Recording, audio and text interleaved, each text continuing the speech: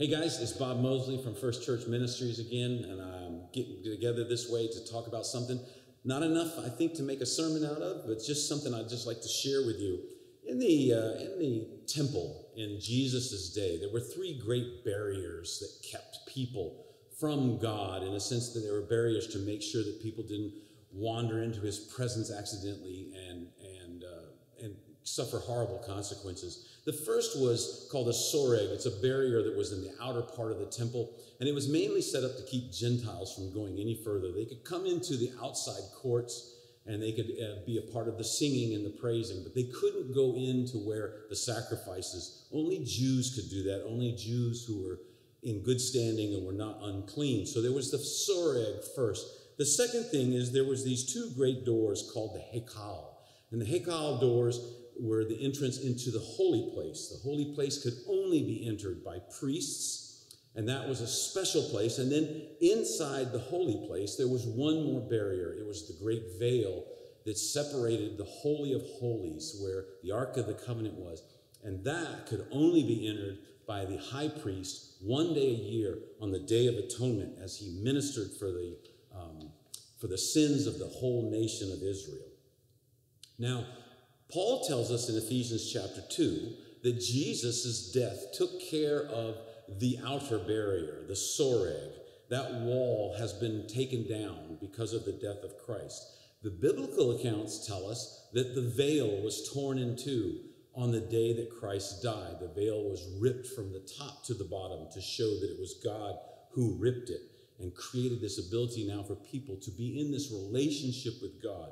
But interestingly, the hekal, those two great doors into the holy place, are not mentioned in Scripture, but they are mentioned elsewhere. And this to me is very interesting in terms of how God works in various ways. We have two great Talmuds that the Jews have written, the Babylonian Talmud and the Jerusalem Talmud, written a long ways apart from each other. And they're books that have commentary. They talk about historical things that happened. And then we also have a book written by Josephus, which is a historical book written during that time. And interestingly, all three of them mention something that happened. There came a time where the hekal, those two great doors to the holy place, started opening on their own. And they couldn't figure out why. They considered this some sort of a sign from God, but they interpreted it as a sign of destruction rather than a positive sign. And so the Babylonian Talmud, the Jerusalem Talmud, and also Josephus mentioned this phenomenon. And they say this phenomenon happened 40 years before the destruction of Jerusalem. The doors started opening on their own accord. They mentioned some other things that started happening. The eternal flame that was supposed to stay lit would go out on its own. They mentioned other things. The scarlet thread that they would hang on the door was not doing what it was supposed to do. All these things they interpreted as miraculous events because it was not something they could give any earthly explanation for. So all this happened 40 years before the destruction of Jerusalem. And the key then is, when was the destruction of Jerusalem? Well, we know when it was. It was AD 70. So in AD 70, the Jerusalem was destroyed, the temple was destroyed. And so if you go back 40 years, about 40 years from AD 70, and what do you have? You have the life and death of Jesus Christ.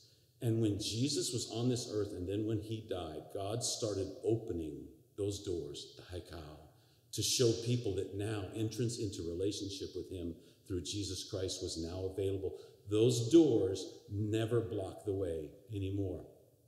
This is an incredible sign from non-Christian witnesses, people who did not want to acknowledge that Jesus Christ was the Messiah, and yet their very words show that God was working and God was in Jesus working for our salvation. This is something I think is an interesting thing. It gives depth to our faith. It understands the lengths that God has gone to show us that his word is true, and what he has promised for us we can bank on. It's not a message, it's just a thought. Thanks.